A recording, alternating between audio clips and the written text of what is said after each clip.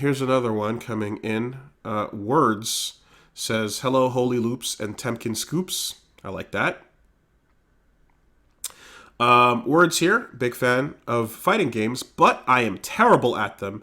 I'm incapable of doing quarter circles. So the obvious option would be to practice for muscle memory, right? Tried this, spent so many hours practicing that I wore the skin on my hands down and had to be sent to the hospital for grinding bloody paths into my hands. Apparently, the repeated hours of just practicing motions was damaging after the 90th odd hour. Worst part is, I still can't do them successfully.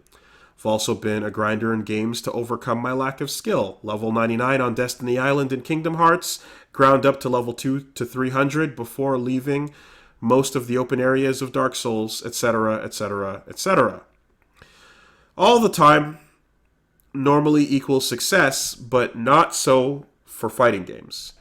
If you have any advice for how to practice better or just not to be so shit, it'd be appreciated. Thanks for the weekly fun stuff. Words. My unironic, not joking around advice is that I would highly recommend that you seek out a mental health care professional to talk to about these issues, because the only people I've ever heard of grinding their hands or knees or feet into dirt in something like this are people going through manic episodes, which can be a hell of a lot more dangerous than just hurting your hands. Anything that goes to the point of causing physical damage to you while playing the video game is going too far and should not be the case. That is, yeah. I think if what Pat is saying is on the money there, that's too far.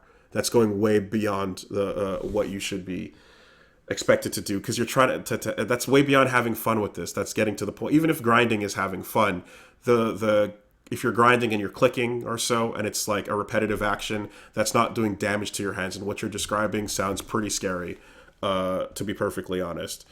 Now I wouldn't, like, my thought on that as well, because that sounds like trying to use an arcade stick to get that going. I mean, you could consider an alternative form of control that doesn't have that type of grind. A hitbox absolutely wouldn't be that brutal, and it's a simpler input of just going from 1-2 and then the button to get your Hadoken out. But I don't know, man. I mean, again, like, the levels you're describing, the amount you're describing, I'm like, is the solution to recommend an alternative form of control, or is this just all going in a bad direction no matter what? Please don't play fighting games until your hands hurt. Please don't do that. In terms of compulsion or fixation or whatever you want to talk about, there's the obvious health risk, which could be associated with time or just general body use. On a more practical consideration that may speak to you slightly more clearly is that if you're practicing something for 90 plus hours and not making progress, you're not practicing it correctly. And you, at the very least, for your own benefit in learning the skill, need to back off and try and understand what is actually going on. Just doubling down on bad habits to the point of physical injury isn't actually going to do you any good and will obviously harm you. Yeah, so there's a saying, don't train hard, train smart, right?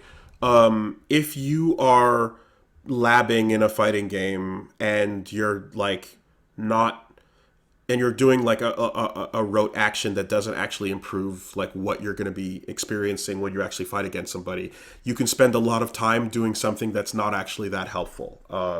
If like, in a lot of cases too, there's alternatives to just getting those motions out if you're playing a game that doesn't require them whatsoever, for example.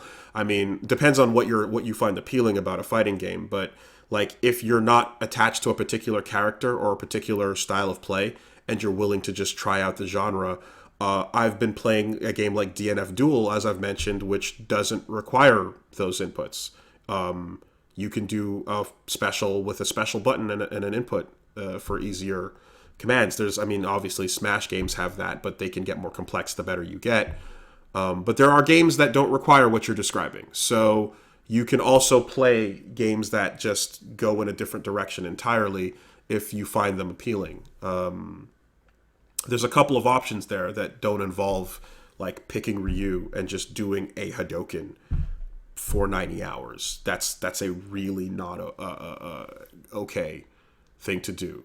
So hopefully this is helpful. And I don't know if you have people as well that are like fighting game fans that play as well that you know, or anyone that like, you know, because like another thing too is just kind of like messing around casually with people, having fun, you know, and not spending a full infinite time in the lab, but just a couple games here and there, touching buttons, maybe not thinking about the doing a DP or whatever, is a fun way to enjoy the genre. Usually having a you know, someone around or anything to anyone you can play with locally will go far in that regard too. So like you can have fun before you get perfect at doing that one combo in the lab, you know. In fact, part of the reason why get into fighting games, you know, it's the name of it. I've gotten flack for like, what, this is a terrible tutorial for the game. What it says, get into fighting games, but when I click on this, I'm not getting an explanation of what's going on here. And it's like, well, it's also kind of because I want to show people that like all you really got to do is boot the game up and just start doing things. You know, there's much to be enjoyed about the process of just pressing buttons, not knowing what's going on, and figuring that out like piece by piece. But you know, again, 90 hours in a lab is not necessarily what you have to do to get to that enjoyment. Yeah.